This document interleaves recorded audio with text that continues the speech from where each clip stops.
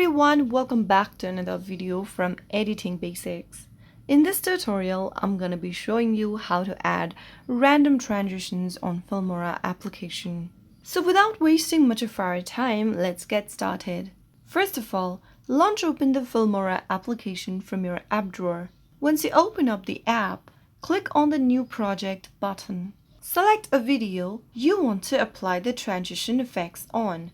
After you've selected it, click on Import at the bottom right-hand corner. Soon after you import your video to your timeline, go ahead and select a part of the video and split the video into halves. Click on the Trim button once you get to the desired location, which is located at the bottom left corner. Once you select Trim, if you want to cut the videos into two different halves, click on this tool over here at the bottom. Once you do that, you can see that the video has now been splitted into two halves. You can also go ahead and split it into more clips so that you can make the video smaller. Now once you've done that, you will be able to see a little pencil icon right on the video timeline. Simply tap on it and this will open up the transition tool. You will find a variety of transition effects there.